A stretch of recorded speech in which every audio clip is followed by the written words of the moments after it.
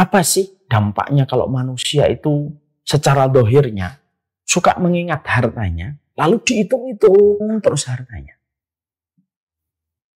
Mari kita bedah dari sudut pandang yang disampaikan oleh para ulama. Walaupun artinya ayat yang kedua itu, siapa yang dimaksudkan ayat yang kedua yang suka mengumpulkan harta dan selalu tidak pernah lelah menghitungnya? Orang yang selalu bekerja di sepanjang siang dengan begitu bersemangat. Sepanjang dia bersemangat, dia lalai untuk melaksanakan ketaatan dia kepada Allah, dan di waktu malam dia tertidur. Karena lelahnya dia ketika di waktu siang mencari dunia yang tidak ada habisnya. Sekarang mari kita mencoba untuk membedah. Karena ayat ini kayak getaran untuk kita, kan? Ayat ini kayak ada resonansinya untuk kita. Sekarang mari kita membayangkan, menghitung-hitung harta. Ada yang menghitung rekeningnya, ada yang menghitung investasinya, ada yang menghitung finansialnya.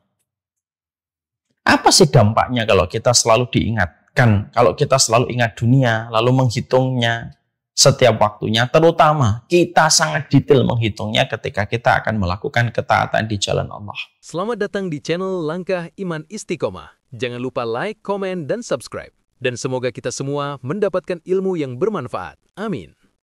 Assalamualaikum warahmatullahi wabarakatuh. Innal hamdalillah wassalatu wassalamu ala Rasulillah wa ala alihi wa sahbihi wa man tabi'ahum bi ihsan ila yaumil qiyamah. Kepada seluruh ibu-ibu dan kepada seluruh para umahat yang semoga Allah memberikan kepada kita ilmu yang benar sesuai dengan apa yang menjadi referensi pada kitabullah dan sunnah, dan semoga kita senantiasa diberikan pemahaman atas ilmu yang kita peroleh dengan pemahaman yang benar. Kita harus waspada, belum tentu setiap ilmu yang kita dapatkan maka diiringi dengan pemahaman yang benar. Banyak orang yang memiliki ilmu tetapi ternyata tidak memiliki pemahaman yang benar terhadap ilmu yang dia peroleh. Makanya tidak mengherankan, banyak pelaku dosa, banyak pelaku kemaksiatan, itu mereka menggunakan ilmu dalilnya dari kitabullah dan sunnah, tetapi menurut versi mereka. Bahkan yang sangat menyedihkan. Kita juga jumpai ada dukun menggunakan dalil yang ada di dalam kitabullah dan sunnah. Ya, tetapi menurut pemahaman yang mereka inginkan sesuai dengan kepentingan kelompok dan golongan mereka. Tentunya inilah yang berbahaya. Kita tentunya memohon kepada Allah supaya Allah memberikan kepada kita ilmu yang benar serta memberikan pemahaman yang benar atas apa yang kita perbuat, atas apa yang kita peroleh dan kita jadikan menjadi petunjuk pada kehidupan kita. Semoga dengan kita terus memohon kepada Allah, Allah berbelas kasih memberikan kepada kita ilmu yang benar, memberikan pemahaman yang benar, karena salah satu musibah besar bukanlah kemiskinan. Musibah besar itu bukanlah kefakiran, tapi musibah yang besar itu adalah ketika kita tidak mendapatkan pemahaman yang benar pada perjalanan kehidupan kita. Itulah yang kita khawatirkan bisa menimpa kepada siapapun yang tidak waspada pada zaman fitnah, bahwasanya kebodohan yang melahirkan pemahaman keliru itu banyak bertebaran di mana-mana, dan kita harus berhati-hati sebagaimana hati-hati kita ketika berjalan di antara kerikil-kerikil yang tersebar di perjalanan jalan yang kita lewati. Alhamdulillah, tentunya kita senantiasa bersyukur kepada Allah Subhanahu wa taala. Satu, yaitu adalah zat yang maha besar dan maha rahmat pada kehidupan setiap makhluknya. Allah tidak pernah menghentikan nikmat yang Allah berikan kepada kita, walaupun kita sering sekali membalas kenikmatan yang Allah berikan kepadanya. Walaupun kita terkadang membalas kenikmatan yang kita berikan kepadanya dengan kemaksiatan dan dosa. Ada orang diberikan kenikmatan oleh Allah sebelum duhur, tapi habis duhur dia sudah berbuat maksiat. Ada orang yang mereka diberikan anugerah oleh Allah sebelum asar, tetapi sesudah asar dia sudah bermaksiat kepada Allah. Tapi itu pun tidak pernah menjadi alasan bagi Allah menghentikan laju nikmatnya yang Allah berikan dan Allah tetapkan untuk kita. Allah tetap memberi nikmat itu pada kehidupan kita untuk memberi makna, untuk memberi arti betapa besarnya rahmat Allah kepada kehidupan setiap makhluknya. Kita tidak bisa membayangkan kalau kita memiliki Allah yang pemarah. Mungkin setiap ada manusia yang melakukan sebuah dosa, maka seketika pula Allah akan melumat makhluknya itu. Kita tidak bisa membayangkan kalau Allah yang kita sembah tidak memiliki sifat rahmat. Mungkin kehidupan kita akan berantakan karena kita sedikit melakukan kesalahan, maka kita terancam dengan sesuatu yang membuat kita celaka di dunia dan di akhirat. Tapi beruntungnya kita mendapati Allah pemurah, Allah dapati sebagai zat yang pengasih, kita juga dapati pula bahwasanya Allah itu merupakan zat yang terus memberikan rahmat kepada setiap makhluknya. Semoga dengan kenikmatan kita mengenal Allah menjadikan kita bersyukur. Karena tidak ada anugerah paling besar. Tidak ada anugerah paling besar yang senantiasa kita syukur. Yang kita syukuri kecuali kenikmatan ketika kita telah mengenali Allah, mengimani Allah, dan semoga kita bisa menghadirkan Allah dalam setiap perjalanan kehidupan kita. Amin, insyaAllah. Kita akan meneruskan kajian kita, yaitu kajian tafsir. Tentunya kita paham bahwasanya kajian tafsir ini merupakan salah satu rumpun ilmu di mana sangat mulia dari rumpun ilmu bernama tafsir itu. Karena yang menjadi objek dari rumpun ilmu yang kita pelajari, objeknya adalah kitabullah. Dan sesungguhnya tidak ada kesimpulan kecuali kesimpulan itu berdasarkan kepada setiap firman Allah yang termaktub di dalam Al-Quran. Tidak ada yang mengalahkan ilmu tafsir. Tidak ada yang mengalahkan bagaimana kita mempelajari tafsir setiap surat. Terutama ketika kita paham bahwasanya interaksi yang benar kita kepada Al-Quran, yaitu bukan hanya menghafalkannya, bukan hanya membacanya. Karena orang munafik juga membaca, orang munafik juga mereka menghafal sebagian. Tapi sesungguhnya interaksi yang paling benar ketika kita berhadapan dengan Al-Quran, mengetahui maknanya, berusaha menghafalkannya, berusaha untuk membacanya, dan berusaha untuk memahami artinya, lalu menjadi petunjuk bagi kehidupan kita. Kalau di situ ada sebuah petunjuk untuk melakukan satu perbuatan, kita melakukan perbuatan. Kalau di situ ada sebuah dosa, maka kita tinggalkan. Dan itulah bagaimana berinteraksi yang benar kepada Al-Quran. Hati-hati apabila kita berinteraksi pada Al-Quran dengan metode dan jalan yang salah. Makanya kita khawatir terhadap sebuah sabda yang disampaikan oleh Rasulullah. Aksaru munafiki hadhil ummah qurra'uha. Munafiknya umat ini ternyata banyak dari orang-orang yang mereka itu hafal Al-Quran. Kenapa? Banyak orang hafal Al-Quran ternyata bisa jatuh dan terperosok menjadi munafik. Karena sesungguhnya mereka tidak mentadaburi maknanya, tidak memahami maknanya, dan tidak menjadikan Al-Quran itu menjadi petunjuk. Ini yang kita khawatirkan. Inilah yang menjadi sebuah kewaspadaan untuk kita. Jangan sampai Quran itu justru menjerumuskan kita kepada perilaku kemunafikan, karena ternyata apa yang kita hafalkan dan yang kita baca justru kita tentang pada eksekusi kehidupan kita. Ketika kehidupan kita justru bertolak belakang dengan apa yang kita baca di dalam Al-Quran. Karena kita khawatir terhadap itu, maka inilah yang menjadikan kita mempelajari Al-Quran untuk menjadi petunjuk bagi kehidupan kita. Karena Quran itu sebaik-baik teman. Dan bacalah Al-Quran, pelajarilah Al-Quran, seakan-akan Al-Quran itu diturunkan untuk kita. Jadi kalau kita mempelajari surat Al-Ma'un, anggap bahwasanya surat Al-Ma'un itu diturunkan untuk kita. Kalau kita membaca surat Al-Ikhlas, maka kita persepsikan dan kita posisikan diri kita seakan-akan surat Al-Ikhlas turun kepada kita. Iqra'il Quran, ka'annaka unzila ilaika. Maka bacalah Al-Quran, pelajarilah Al-Quran, seakan-akan Al-Quran itu diturunkan untuk kita. Dan itu yang bisa menjadikan kita nanti jujur. Untuk menjadikan Al-Quran itu petunjuk pada perjalanan kehidupan kita. Sekali lagi ya, saya juga mengatakan kepada kita semuanya, apa yang dikatakan oleh Syekh Utsaimin. Syekh Utsaimin itu mengatakan kepada kita, tilawah atau membaca Al-Quran itu terbagi menjadi dua. Ada tilawah hukmiyah, ada tilawah lafdiyah. Ada tilawah lafad, ada membaca secara lafad, ada secara hukum. Membaca secara lafad itu apa? Membaca Al-Quran, menghafalkan Al-Quran. Itu namanya tilawah lafdiyah, lafadnya. Setiap lafadnya kita baca. Ada yang kedua yang disebut dengan tilawah hukmiyah. Tilawah hukmiyah itu kita membacanya, lalu kita menjadikan dia petunjuk pada kehidupan kita. Setelah kita mempelajarinya, setelah kita mentadaburinya, menghadirkan maknanya, lalu kita hadirkan dalam kehidupan kita dan menjadi penerang pada kehidupan kita. Itulah yang disebut dengan tilawah hukmiyah. Orang munafik, mereka mampu tilawah lafdiyah, tapi mereka tidak akan mampu tilawah hukmiyah. Orang mukmin adalah mereka yang melakukan tilawah lafdiyah, membaca secara lafaz, mencoba menghafalkannya, mengetahui makharijul hurufnya, itu tilawah lafdiyah. Dan mereka juga berusaha tunduk kepada setiap ketentuan yang ada di dalam kitabullah. Setelah dia mempelajari, setelah dia mengkaji, menghadirkan maknanya, mentadaburi setiap petunjuknya, maka akhirnya itulah yang disebut dengan tilawah hukmiyah. Sekali lagi, tilawah hukmiyah dan tilawah lafdiyah. Sekarang mari kita akan meneruskan pembahasan kita, yaitu pembahasan surat Al-Humazah. Surat ini merupakan surat Makkiyah. Ini merupakan surat Makkiyah, di mana ini merupakan surat yang ke-104, terdiri dari 9 ayat.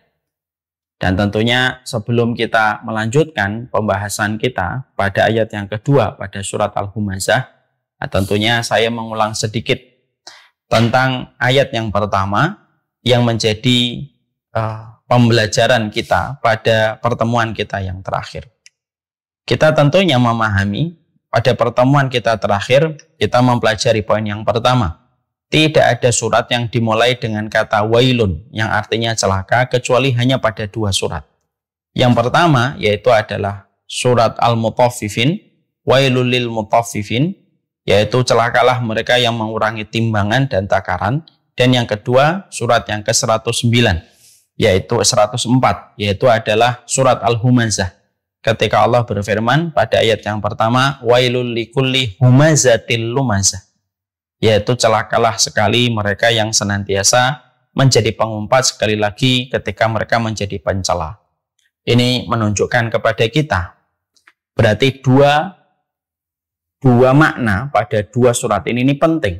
Karena Allah tidak pernah memulai surat, lalu di dalamnya ada kata celaan yang begitu besar yang Allah berikan kepada 2 sifat yang Allah terangkan pada ayat yang pertama pada kedua surat ini, kecuali memberikan kepada kita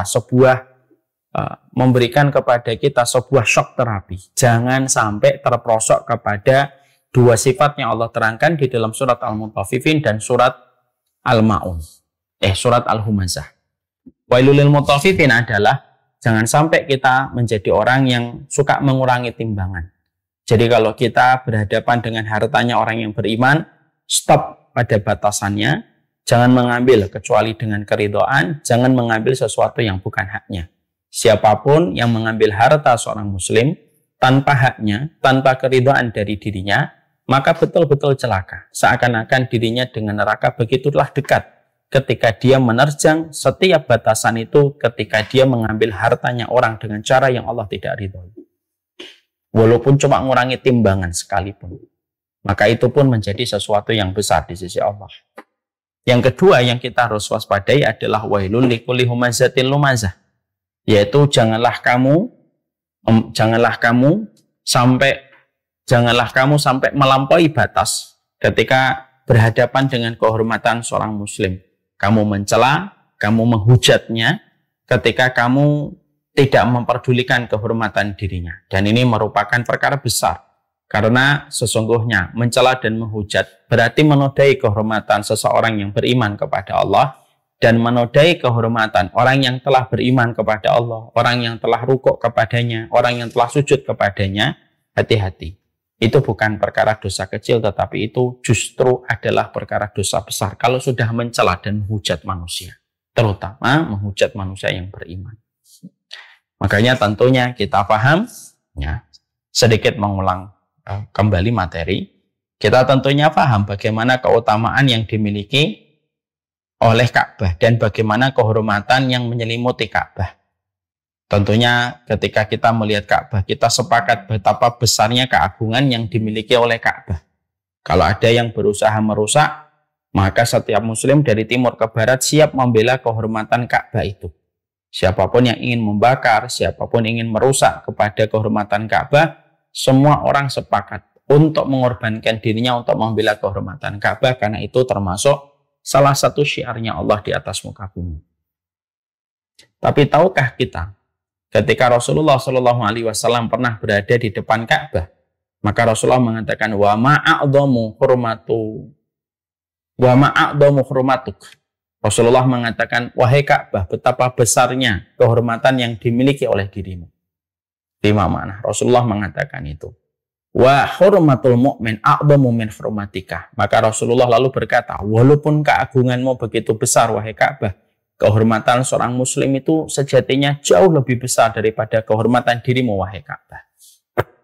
Ini menunjukkan kepada kita bahwasanya kehormatan seorang mukmin, kehormatan ibu, kehormatan saya, kehormatan Pak Asep, kehormatan Pak Bambang, kehormatan Pak Agus, dan sederet nama, itu begitu besar di sisi Allah.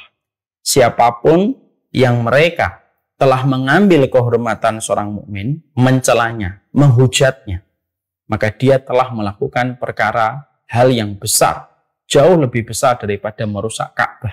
Yang kita sepakat itu dosa yang sangat besar ketika ada orang yang biadab melakukan itu.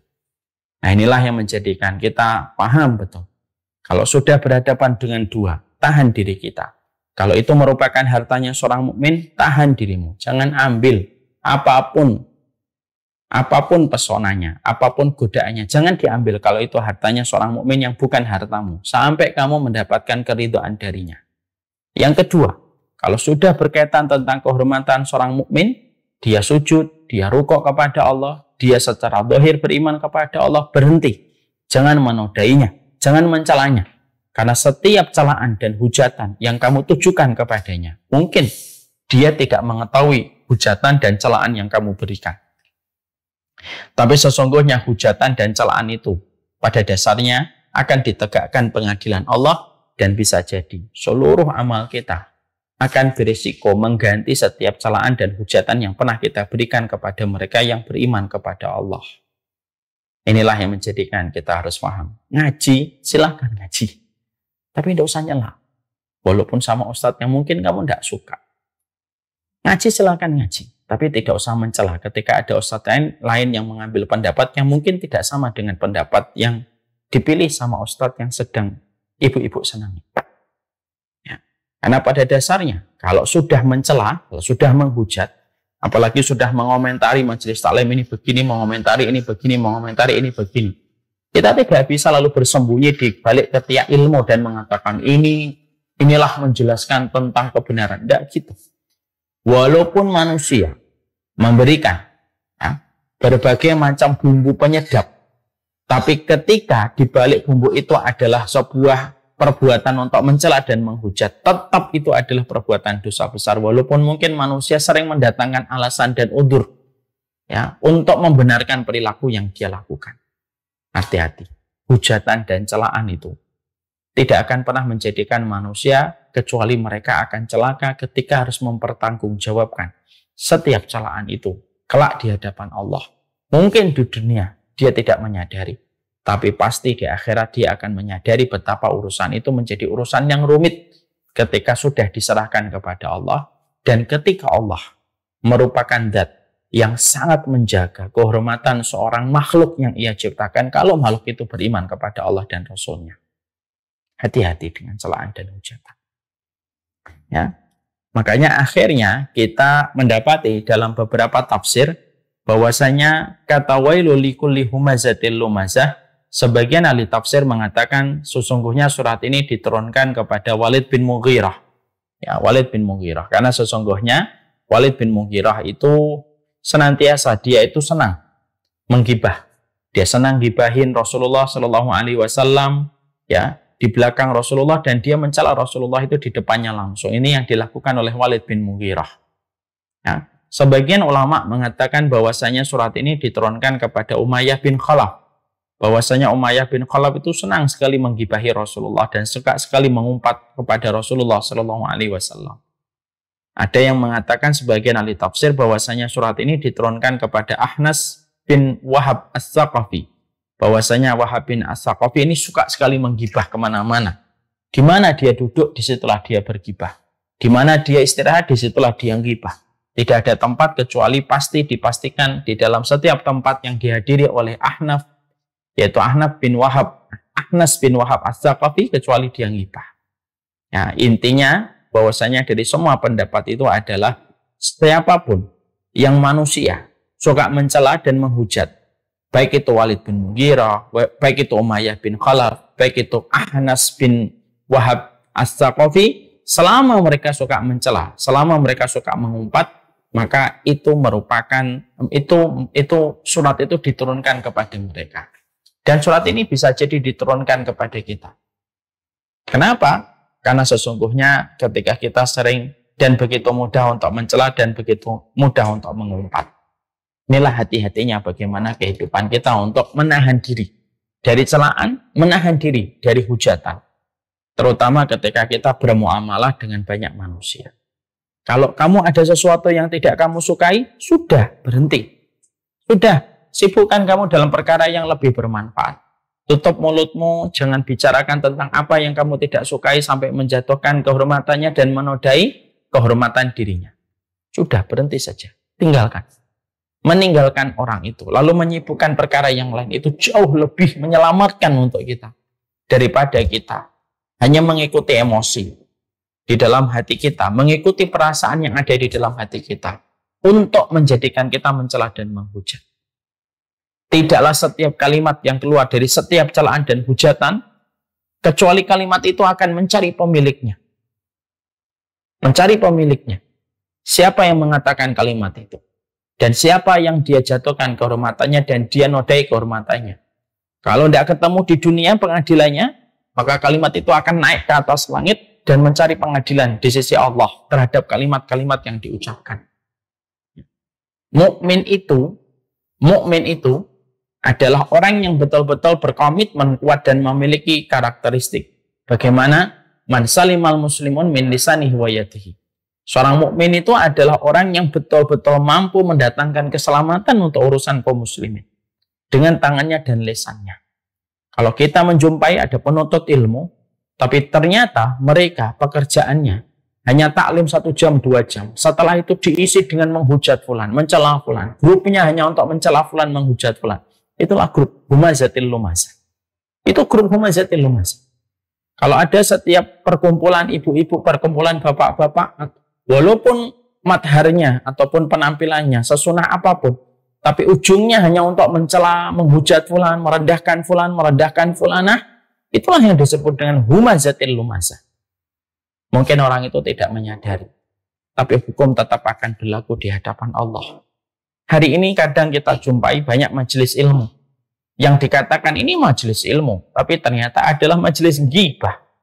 Mereka hanya membicarakan tentang fulan, mereka membicarakan tentang fulana, dan mereka menikmati bagaimana celaan dan hujatan yang mereka berikan kepada orang lain. Tidak akan menyelamatkan hal semacam itu kecuali mengancam dengan kecelakaan yang besar orang yang sering mencela dan menghujat. Hati-hati terhadap itu. Sekarang mari kita sambung pada ayat yang kedua. Ayat yang kedua, alladzi jama'a malahu wa 'addadah. Ayat yang kedua itu adalah alladzi jama'a malahu wa 'addadah. Yaitu adalah mereka yang senantiasa mengumpulkan, harta mereka lalu mereka menghitung-hitungnya. Ya. Sebelum kita sampaikan maknanya dan tafsirnya, kita tentunya harus memahami munasabahnya pada ayat yang pertama, pada ayat yang kedua. Ayat yang pertama menceritakan, yaitu adalah kecelakaan bagi mereka yang mencela dan menghujat. Ini ayat yang pertama. Ayat yang kedua, yang mengumpulkan harta lagi menghitung-hitungnya. Korelasinya apa? Maka kalau kita melihat munasabah, korelasi dan relevansi antara ayat pertama dengan ayat yang kedua, kita akan menjumpai korelasinya kuat, relevansinya kuat. Apa korelasi dan relevansinya? Bahwasanya orang itu biasanya kalau sudah terbiasa menghitung harta, lalu mereka terbiasa untuk mengumpulkan hartanya secara berlebihan sampai melupakan kewajiban dia menjadi hambanya Allah, maka akhirnya dia gampang untuk mencela dan menghujat. Kenapa? Karena tidaklah celaan dan hujatan. Salah satunya disebabkan karena faktor dunia. Ya. Bisa jadi apa yang dikatakan para ulama itu betul. At-tahassud baina du'at. Azim. Hasadnya sesama dai itu perkara besar. Dan kalau ditilik dan dibedah, tidaklah hasadnya sesama dai itu kecuali ujungnya juga kalau jujur dibuka oleh Allah hati masing-masing, akan didapati hasadnya setiap dai dengan dai yang lainnya disebabkan karena urusan duniawi, urusan harta. Ya. Tidaklah sampai kita menjumpai orang bertengkar lalu saling mencela dan menghujat, lalu kalau dicari ujungnya ada kaitannya dengan masalah mengumpulkan harta dan menghitung-hitungnya. Makanya kita mendapati betul bahwasanya cinta kepada dunia secara berlebihan itu sumber dari segala kerusakan. Pembunuhan disebabkan karena harta. Seorang wanita menjual harga dirinya sampai dia dizinai, itu pun karena cinta kepada dunia. Dan tidaklah seseorang terperosok kepada celaan dan hujatan, itu juga karena dunia. Pebisnis menghujat pebisnis yang lain, kalau ditelusuri ternyata urusannya adalah masalah uang. Seorang penuntut ilmu dengan sesama dai dan dai ternyata ada hubungannya dengan uang. Makanya Allah ketika meletakkan ayat yang pertama, wailul likulli humazatil lumazah, ayat yang kedua sangat relevan untuk menjelaskan perilaku menghujat, perilaku mencela ada hubungannya dengan sebuah sikap, dengan sebuah pola hidup. Orang yang mereka itu suka menghitung dan mengumpulkan hartanya secara berlebihan. Ya. Nah, ini menjadikan kita memahami munasabah korelasi antara ayat pertama dengan ayat yang kedua. Tentunya mari kita bedah ayat yang kedua setelah kita menyampaikan korelasi antara ayat yang pertama dengan ayat yang kedua. Korelasinya adalah kita juga setelah membahas korelasinya dan relevansinya, mari kita mencoba membedah ayat yang kedua. Alladzi jama'a mala wa'addadah. Artinya apa sih alladzi jama'a mala wa'addadah ini? Maka kita mendapati dan kita menjumpai Muhammad bin Ka'ab menjelaskan.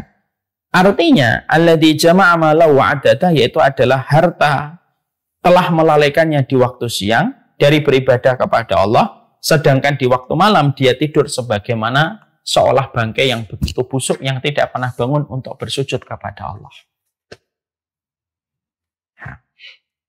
Nah, ini artinya begitu. Jadi yang dikatakan di dalam ayat yang kedua pada surat Al-Humazah itu siapa sih? Yang mereka ketika di waktu siang bekerjanya begitu bersemangat, sigap pergi ke sana kemari, tanpa lelah, tanpa letih. Tapi dengan sigapnya dia untuk mendatangi tempat-tempat pekerjaannya untuk mendapatkan finansial, maka dia melalaikan ibadah dia kepada Allah. Sholatnya berantakan. Dan di waktu malam, ketika dia terlalu bersemangat di waktu siangnya untuk mencari dunia, maka di waktu malam, mereka bagaikan jussah, mereka bagaikan bangkai di waktu malam, tertidur begitu dalamnya. Dia dalam tidurnya, dia tidak pernah bangun untuk bersujud kepada Allah sampai subuh pun terlewatkan. Atas nama kesibukan mencari dunia. Ini yang kita khawatirkan. Makanya Masya Allah ya, inilah salah satu di antara hal yang kita khawatirkan, terutama ketika kita hidup pada zaman fitnah. Perilaku orang yang mereka terkena dampak kapitalisme dan materialisme, yang semuanya diukur dari sudut pandang materi dan finansial.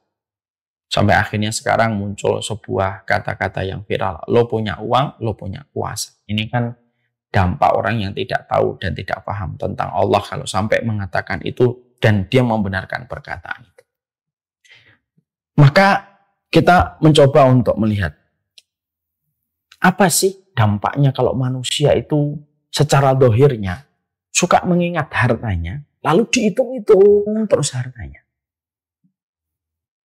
Mari kita bedah dari sudut pandang yang disampaikan oleh para ulama.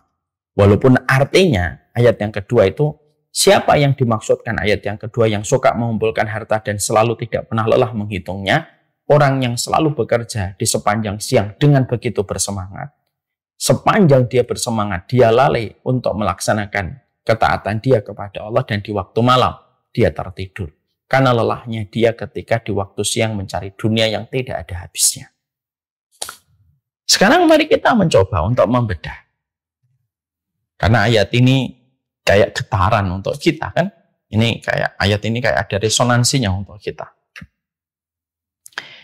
Sekarang mari kita membayangkan, menghitung-hitung harta. Ada yang menghitung rekeningnya, ada yang menghitung investasinya, ada yang menghitung finansialnya. Apa sih dampaknya kalau kita selalu diingatkan, kalau kita selalu ingat dunia, lalu menghitungnya setiap waktunya, terutama kita sangat detail menghitungnya ketika kita akan melakukan ketaatan di jalan Allah. Nah, ini ayat ini membawa getaran khusus ini untuk kita semuanya. Maka dampak yang didapatkan kalau ada orang yang memiliki perilaku, pola di dalam hidupnya untuk menghitung hartanya. Yang pertama, orang yang senantiasa mereka menghitung-hitung hartanya dan tidak pernah lelah bersemangat untuk mengumpulkannya dengan berbagai macam niat, ya, yang dia datangkan untuk hatinya dan pikirannya. Niatnya supaya dia kaya, supaya nanti punya warisan, supaya dia bisa menikmati hidup dengan niatan-niatan yang salah. Ya. Maka dampak yang pertama, orang yang selalu memikirkan dunia dan selalu menghitung-hitung dunia, maka yang pertama, orang semacam itu akan mendapatkan dampak secara langsung bagaimana Allah jadikan pikirannya Allah jadikan pikirannya itu tidak akan pernah merasa cukup dengan berapapun yang dia telah peroleh, karena dia selalu akan merasa kurang di depan kedua bola matanya. Dia tidak akan pernah merasa cukup. Ini yang kita khawatirkan kalau kita selalu menghitung harta jauh lebih sering daripada kita menghitung amal kita di hadapan Allah.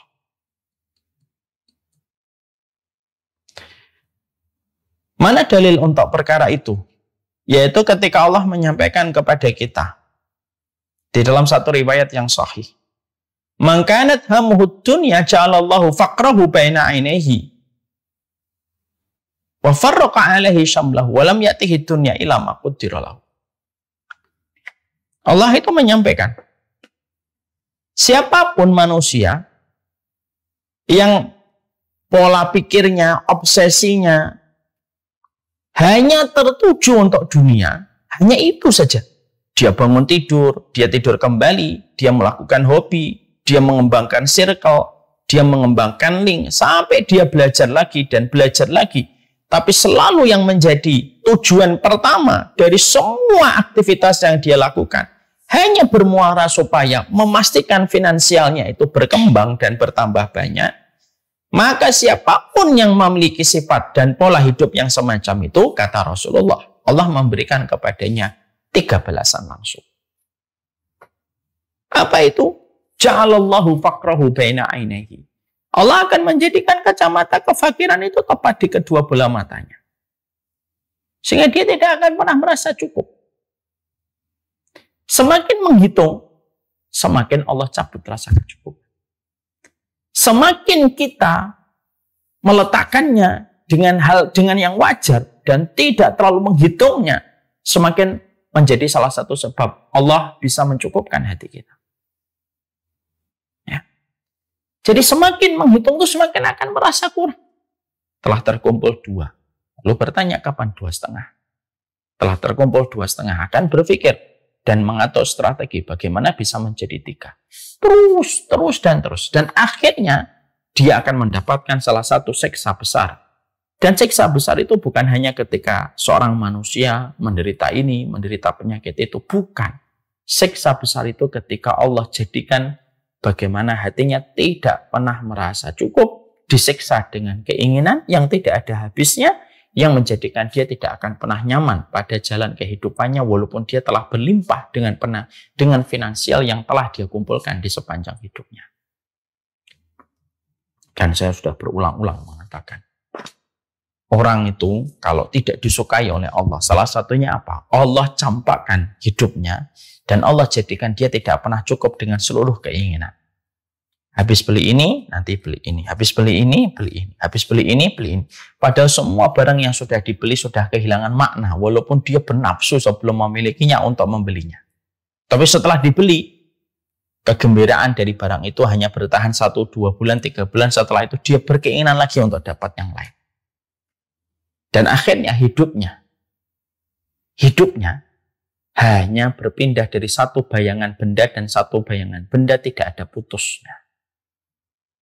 Sampai akhirnya dia berjumpa dengan Allah dan kaget atas pertanggungjawaban terhadap setiap barang yang tidak pernah menjadikan dia merasa puas. Hati-hati loh terhadap sebuah gejala hati yang ditinggalkan oleh Allah. Gejala hati yang ditinggalkan oleh Allah adalah tidak pernah merasa cukup dan selalu akan memiliki keinginan yang tidak ada putusnya. Ketika keinginan itu sudah didapatkan, akan lahir keinginan baru. Dan itu faktor yang pertama. Faktor yang kedua, kalau ada perilaku orang suka menghitung terus, mengumpulkan hartanya di waktu siang sampai dia melalaikan kewajibannya kepada Allah. Lalu sampai akhirnya di waktu malam, dia membusuk sebagaimana jenazah yang tidak pernah bangun untuk tersungkur kepada Allah. Yang kedua, Allah akan menjadikan urusannya itu dipecah-pecah oleh Allah. Kenapa? Orang yang mencintai dunia, maka siapapun yang telah bergantung kepada sesuatu selain Allah, maka sesuatu yang dia bergantung itu akan menjadikan dia itu berantakan. Kenapa? Allah akan nguji pada apa yang dia cintai. Kalau apa yang dia cintai itu menjadi tanggihan Allah, justru yang dia cintai itu akan merusak kehidupannya. Orang mencintai seorang wanita berlebihan, melebihi cintanya dia kepada Allah, dijadikan wanita itu menyiksa di sepanjang hidup. Perempuan mencintai laki-laki secara berlebihan, lebih daripada cintanya dia kepada Allah, Allah akan jadikan laki-laki itu menyiksa dirinya dengan berbagai macam problematika yang tidak ada habisnya. Laki-laki dan perempuan mencintai harta lebih daripada mereka mencintai Allah, Allah akan jadikan harta itu memporak-porandakan semua kualitas hidupnya. Maka yang kedua, wa farraqa alaihi syamlahu. Allah memecah belah urusan kehidupan dunia itu dipecah-pecah oleh Allah. Kenapa? Karena dia bergantung kepada sesuatu yang menjadi tandingan Allah. Dan tandingan Allah itu bukan hanya berhala. Harta yang dipuja. Harta yang dijunjung. Sebagaimana dia menjunjung Allah, maka harta itulah yang akan menjadi tandingan bagi Allah. Dan harta itulah yang Allah akan jadikan hartanya itu menyiksa dirinya. Kalau bahasanya Nabi itu padat, wa farraqa alaihi syamlah. Dijadikan semua urusannya berantakan. Ya. Makanya akhirnya kita menjumpai kan, kalau sudah urusannya adalah dunia, terus-menerus, ya semuanya akan ditakar dalam urusan finansial. Saya sekolahkan di sini, nanti saya dapatnya berapa? Nanti anak saya keluarnya jam berapa? Keluarnya nanti kapan? Nanti anak saya bisa mendatangkan pekerjaan dan profesinya kapan? Kapan balik untung terhadap semua yang sudah saya bayarkan? Akhirnya hilangnya sifat rahmat di antara manusia kalau semuanya sudah ternodai dengan dunia yang selalu dihitung dan selalu dikumpulkan melebihi ketaatan kepada Allah. Insyaallah hubungan istri dengan suami jadi hilang. Hubungan anak dengan orang tua jadi hilang. Makanya kan kita sering sekali ya mendapatkan sketsa-sketsa yang katanya berdasarkan kasus-kasus yang sudah sangat marak di Jakarta. Ada seorang suami istri, suaminya terlalu sibuk bekerja, istrinya malah berkhianat ketika dia berselingkuh. Sebagaimana sang istri juga tahu bahwasanya suaminya berselingkuh dengan perempuan-perempuan yang dia sewa. Dia seakan menutup mata terhadap apa yang dilakukan suaminya. Bukankah ini hilang arti rahmat pada kehidupan? Anak membenci orang tuanya. Tidak sedikit anak yang sekarang begitu membenci orang tuanya, mengumpat, mencela orang tuanya. Padahal anak ini semenjak kecil diberikan harta yang begitu berlimpah sama orang tuanya. Tapi justru harta itu tidak menjadikan anak itu dekat dengan orang tuanya. Tapi justru harta itu menjadi bridging anaknya membenci orang tuanya. Tidak punya sensitif, tidak punya empati sama orang tua. Karena harta itu tidak bisa membangun sifat kasih sayang di antara hubungan manusia walaupun bapak sama anak. Anak itu dikasih uang berapa tidak akan pernah ingat. Tapi anak itu kalau dikasih sayang, diajak bicara akan selalu diingat di sepanjang hidup. Itu artinya wa farraqa alaihi syamlahu. Bisa jadi setiap dia berbisnis akan lahir musuh baru. Setiap dia punya bisnis lagi, punya tim baru, lahir musuh lagi. Berbisnis lagi, lahir musuh baru. Akhirnya apa? Sepanjang dia berbisnis, sepanjang itu musuh-musuhnya itu dia miliki. Karena apa? Selalu menimbulkan konflik setiap berbisnis. Kapan itu? Kalau sudah menjadikan dunia itu puncak dari segala obsesi keinginan diri manusia. Wa farraqa alaihi syamlahu. Saya pecah belah semua urusannya. Nah kalau sudah dipecah belah sama Allah, gimana kita akan bisa? Gimana kita akan bisa menghadapi? Menghadapi manusia masih bisa menang.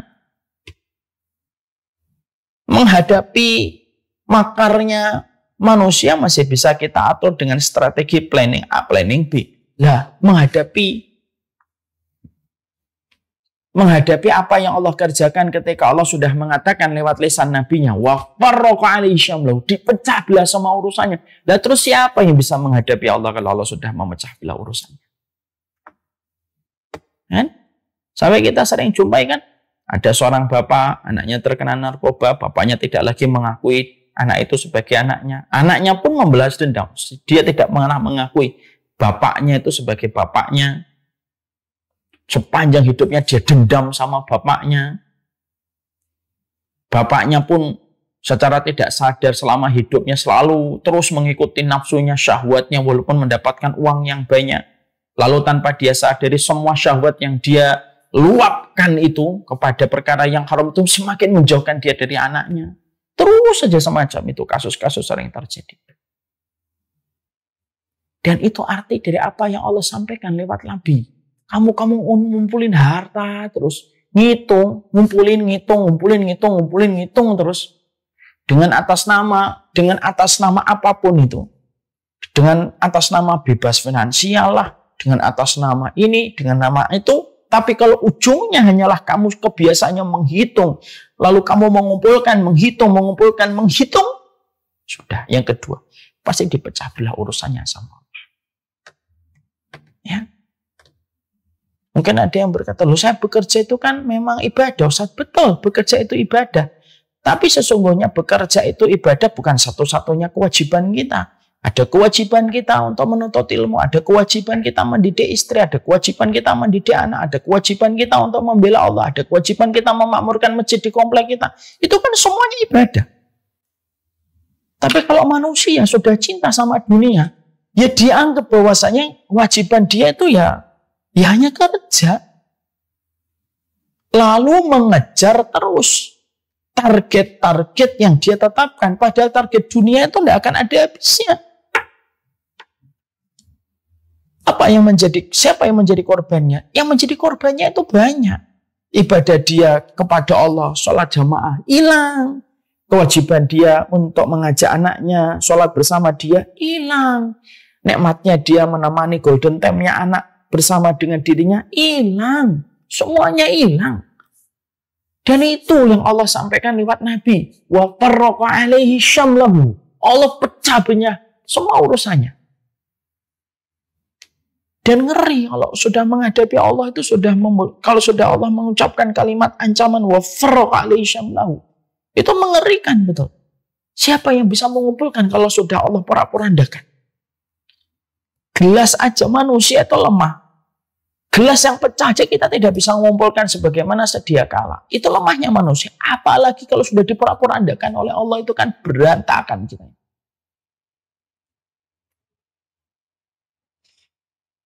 Dan itu sudah peringatan tegas dari Allah. Ya. Selesai? Belum. Allah lanjutkan lagi perkataan Rasulullah.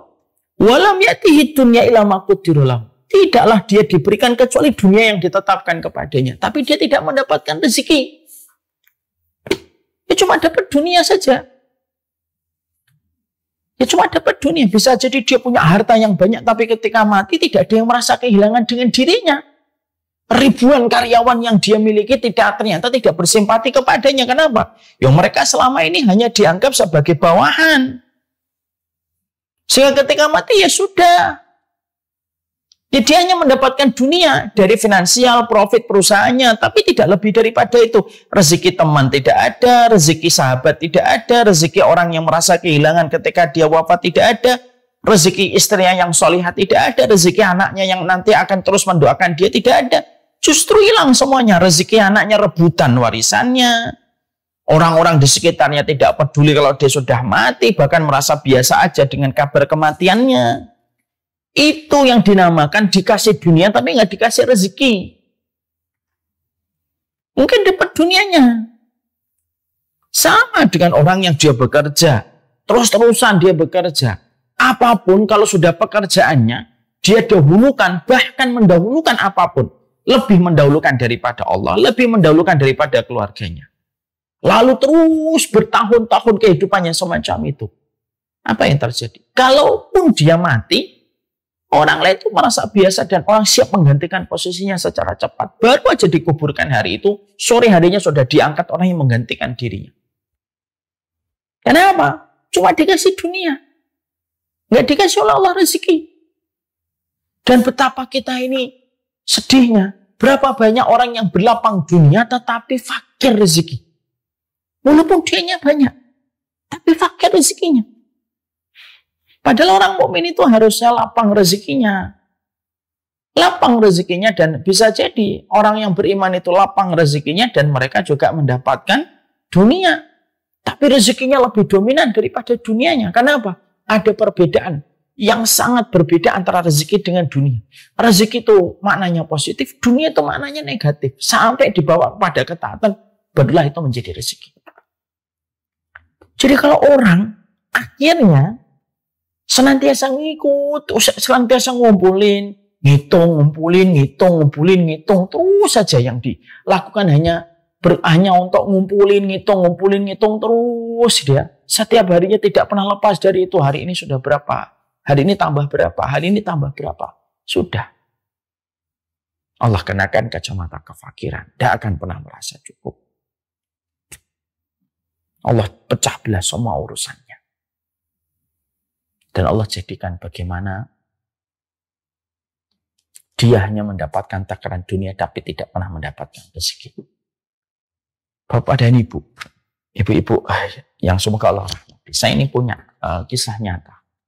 Ada seorang yang beliau ini bekerja di sebuah tempat yang cukup basah. Dalam tanda petik. Dapat dunia itu gampang. Sampai akhirnya karena kebiasaan mengambil yang haram itu sudah kayak tradisi dan budaya di tempat dia bekerja. Sampai perasaan berdosa sudah hilang. Karena sudah jamak dan sesuatu yang sudah lumrah banget dikerjakan itu oleh mereka. Dia bisa setiap waktunya bisa membawa 1 juta, 2 juta di luar gaji pokoknya. Masya Allah. Gajinya pun sudah di atas 2 digit. Saking besarnya gaji yang dia peroleh. Itu pun masih lebih kecil dibandingkan uang yang dia bawa setiap hari untuk pulang. Sampai satu waktu beliau merasa semuanya itu jadi hambar. Dia sama istri hambar betul. Sampai akhirnya dia berhubungan atau melakukan hubungan suami istri pun sudah sangat hambar. Anaknya juga tidak pernah peduli kepada dirinya ketika dia jatuh sakit. Anaknya tetap aktivitas biasa, tidak merasa kehilangan. Karena yang selalu diminta oleh anaknya dan dinotis anaknya dari bapaknya itu apa? Ini sudah ditransfer belum, Pak? Pola ini terus dia dapatkan sampai akhirnya beliau berusia menjelang 50 tahun. Dia merasa ini ada yang tidak beres hidup saya.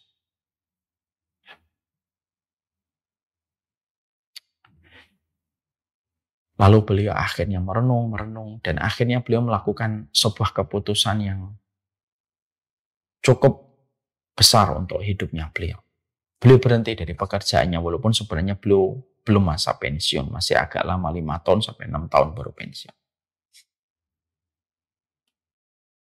Lalu akhirnya dia mencoba untuk menyedekahkan sebagiannya, lalu mencoba untuk berpikir ulang tentang harta. Lalu akhirnya beliau bekerja kembali, berdagang kecil-kecilan. Bukan karena butuh, tapi karena ingin mendapatkan keberkahan dari bisnisnya dan dagangannya. Lalu cerita itu kepada saya. Ustadz tahu nggak? Dibandingkan dulu, ketika saya masih bekerja, uang saya berlimpah. Saya ngerasa saya nggak hidup. Saya ngerasa diri saya itu kayak robot. Tapi ketika saya akhirnya bekerja sederhana, walaupun tidak semelimpah dulu Ustadz, saya kembali mendapatkan apa yang tidak pernah saya dapatkan sebelumnya. Di saya dan istri semakin dekat, di masa-masa menjelang 50 tahun. Saya mendapati anak juga banyak ngobrol dan banyak berdiskusi lagi tentang saya yang selama ini tidak pernah saya lakukan. Dan itu jauh lebih mahal daripada uang yang saya dapatkan dari tempat profesi saya yang dulu. Ya, memang betul itu. Makanya harta haram itu pasti minta tumbal. Harta syubhat itu pasti minta tumbal. Perilaku mencintai dunia itu pasti minta tumbal. Tumbalnya itu bisa jadi orang-orang di sekitar kita yang sebenarnya kita mencintai mereka. Jadi yang pertama, kenapa perilaku ini diingatkan oleh Allah? Karena Islam itu berdiri kokoh untuk menghadapi kapitalisme. Islam ini dan sunnah itu berdiri kokoh untuk menghadapi materialisme dan kapitalisme yang luar biasa merusak sendi fitrah kehidupan manusia itu ya kapitalisme dan materialisme. Makanya caranya Allah mengingatkan itu indah. Dan Allah jelaskan perilakunya gitu loh. Sudah, urusan dunia itu bukan berarti kita tidak boleh ngitung-ngitung, silahkan. Tapi tetapi yang dikatakan oleh Allah pada firman ini adalah yang kebiasaannya menghitung, mengumpulkan, siangnya habis untuk melakukan, untuk mencari dunia, malamnya habis untuk dipakai istirahat. Malamnya kayak bangkai, siangnya itu kayak keledai yang terus mendatangi tempat-tempat untuk memberikan makanan mengenyangkan dirinya. Malamnya kelelahan, kekenyangan, tidur sepanjang malam. Tidak pernah butuh kepada Allah. Ini yang pertama. Ya. Yang kedua, apa akibatnya, efeknya? Kalau manusia itu sudah punya kebiasaan yang semacam itu. Yang kedua, maka mereka akan terus, maka orang semacam itu, sebagaimana seseorang yang sedang merasakan bius tidak sadar dengan apa yang terjadi sampai kematian itu nanti menjemputnya. Akhirnya apa? Ya terus perilaku itu senang-senang gitu ya, work hard, play hard. Ya, sudah kerja keras, ya party-partinya juga keras, party-partinya maksimal dong kan hard, kemudian play hard. Kamu sudah mengumpulkan kan susah nih. Ya senang-senang dong dengan semua yang sudah dikumpulkan ini. Lalu mereka tidak sadar bahwasanya perilaku yang semacam itu membentuk mereka hidup di sebuah balon besar. Di mana balon itu merupakan tuh kayak sebuah obat bius bagi mereka yang tidak mereka sadari. Mereka sedang menuju kepada satu hal yang diancamkan oleh Allah di dalam surat Al-An'am 44. Allah menyampaikan falamma nasu ma dzukiru bihi fatahna alaihim abwaaba kulli syai'in hatta idza farahu bima utu akhadnahum baghtatan fa idahum mublisun. Allah menyampaikan, Allah itu kalau tidak suka sama manusia, ketika mereka melupakan Allah, salah satunya dengan terus bekerja meninggalkan semua kewajiban yang lainnya, atau terus bermaksiat di balik setiap rezeki yang Allah berikan kepadanya, maka setelah itu apa? Dikatakan oleh Allah, fatahna alaihim abwaaba kulli syai'. Kalau manusia sudah lupa terhadap peringatanku, aku justru gampangkan dia nyari dunia. Aku gampangkan dia itu mendapatkan mata air dunia itu. Karena dunia itu kayak gula. Gula itu kan menipu kan? Makanya saya kemarin mendengar gula itu lebih jahat dari MSG malah. Kenapa orang itu banyak tidak menyadari? Karena gula itu melenakan. Gula itu kan manis gitu. Maka Allah dalam surat Al-An'am itu menempatkan kami bukakan semua kesenangan duniawi untuk mereka disebabkan mereka itu sudah lupa sama Allah. Jadi kadang-kadang kalau orang-orang dulu itu khawatir betul, kayak Abdurrahman bin Auf, beliau itu khawatir jangan-jangan harta yang kita kumpulkan ini jangan-jangan maksud dari Allah pada surat Al-An'am 44. Saking mereka begitu sensitif dalam iman mereka. Jadi kalau kami dapati manusia itu sudah lupa peringatan dari Allah, kami bukakan kesenangan duniawi untuk mereka. Kami bukakan terus kesenangan duniawi untuk mereka. Sampai mereka lupa dengan apa yang, sampai mereka bersenang-senang. Hatta idza farihu bima utu. Sampai mereka senang terus. Ditambah lagi, ditambah lagi, ditambah lagi. Sampai mereka itu banyak banget ya. Nggak susah kayak dulu. Terus bersenang-senang dengan itu.